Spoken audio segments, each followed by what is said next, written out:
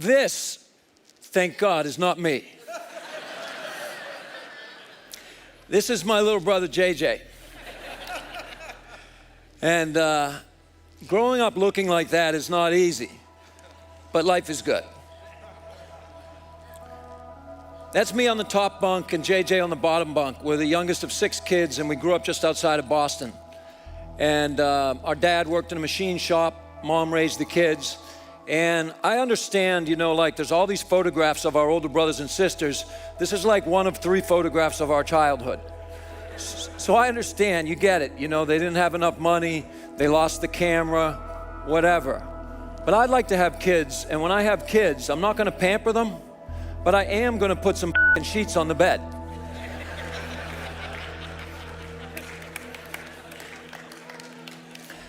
This is our mom, Joan.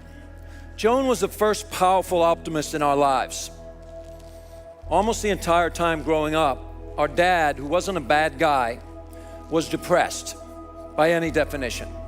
And his depression manifested itself in screaming and yelling at our mother, screaming and yelling at all the kids. And our mother was there to keep the family together. She stayed by my father's side, and she did many things for us. She taught us how to draw.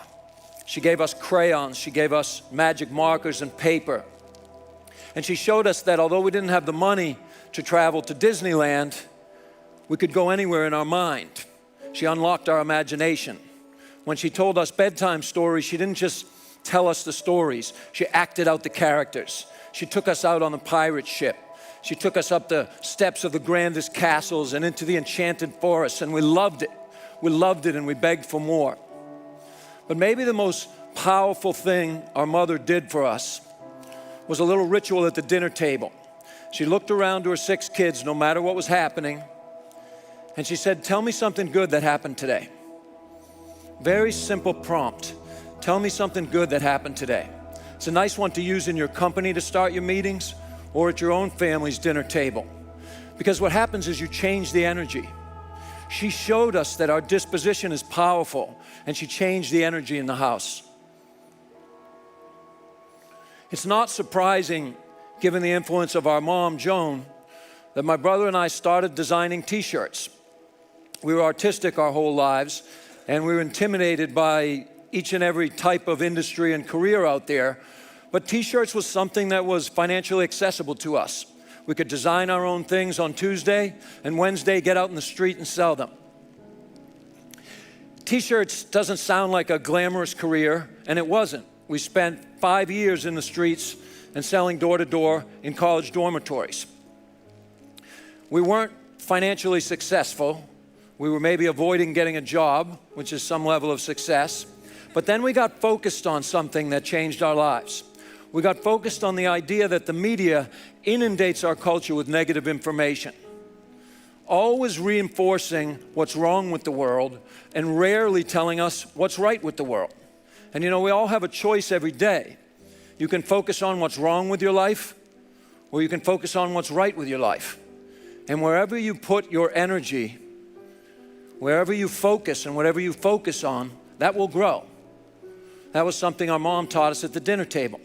So after several of these conversations about the media, we created a character named Jake. And Jake's power is his optimism. It's his disposition.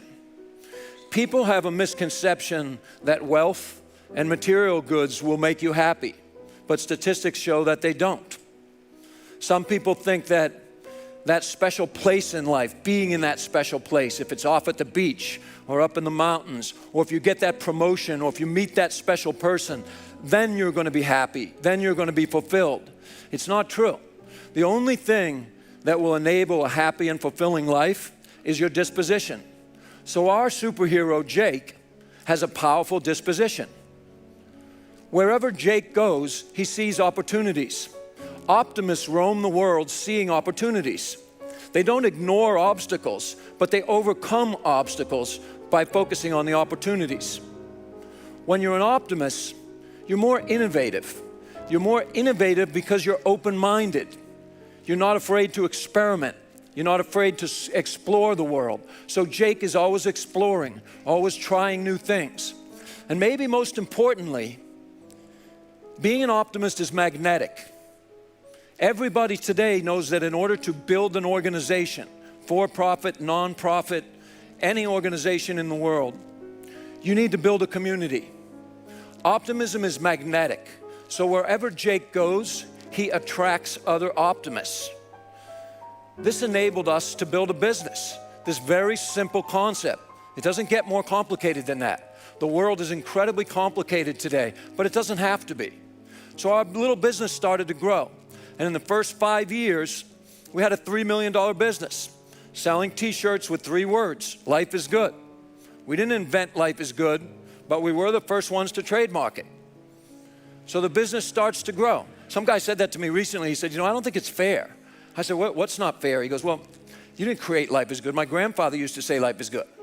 And I said, tell your grandfather you should have trademarked it. And then he was British. The guy was British, so I said, and if I'm not mistaken, the British invented trademarks, so whatever, dude.